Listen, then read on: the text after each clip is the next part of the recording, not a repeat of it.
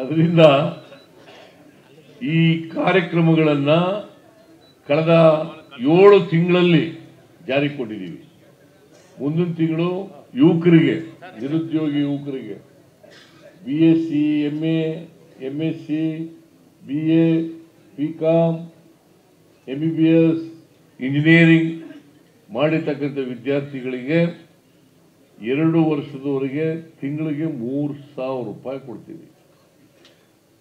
ತಿಂಗಳಿಗೆ 3,000.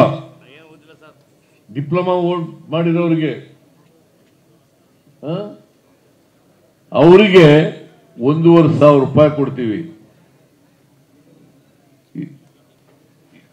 1,500 ರೂಪಾಯಿ 2 ವರ್ಷದವರೆಗೆ ಕೊಡ್ತೀವಿ. 2 ವರ್ಷದಲ್ಲಿ ಕೆಲಸ ತಗೋಬೇಕು. ಎಲ್ಲಾದ್ರೂ ಜೊತೆಗೆ ಟ್ರೈನಿಂಗ್ ಕೂಡ ಕೊಡ್ತೀವಿ. ಸ್ಕಿಲ್ ಡೆವಲಪ್ಮೆಂಟ್ ಟ್ರೈನಿಂಗ್ ಕೂಡ ಕೊಡ್ತೀವಿ. ಇದರಿಂದ ನಿರುದ್ಯೋಗಿಗಳಿಗೆ ಅನುಕೂಲ ಆಗ್ತದೆ, ಬಡವರಿಗೆ ಅನುಕೂಲ ಆಗ್ತದೆ. ಮತ್ತೆ ನಾವು ಯಾವುದೇ ಜಾತಿ ಧರ್ಮ ಮಾಡಲ್ಲ. ಬಿಜೆಪಿ ಅವರು ಹೇಳ್ತಾರೆ ಸಬ್ಕಾ ಸಾಥ್ ಸಬ್ಕಾ ವಿಕಾಸ್. ಎಲ್ಲಿ ಸಬ್ಕಾ ಸಾಥ್ ಮಾಡ್ತಾರೆ?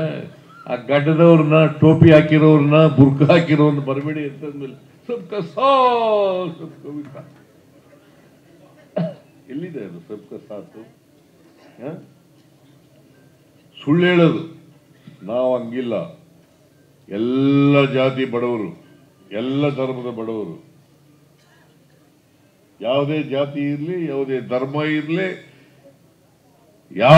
ಯಾರಿಗ ಎಲ್ಲಾರ ಇರಲಿ, ಎಲ್ಲರಿಗೂ ಕೂಡ ನಾವು ಸಹಾಯ ಮಾಡ್ತೀವಿ.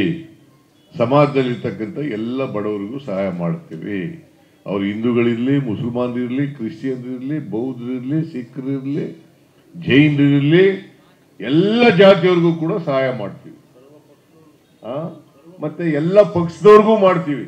ಏನ್ ಬಿಜೆಪಿಯವರು ಅಕ್ಕಿ ತಗೊಳ್ಳಲ್ವಾ? ಬಿಜೆಪಿಯವರು 2,000 ರೂಪಾಯಿ ತಗೊಳ್ಳಲ್ವಾ? ಬಿಜೆಪಿಯವರು ಬಸ್ನಲ್ಲಿ ತಿರ್ಗಾಡಲ್ವಾ?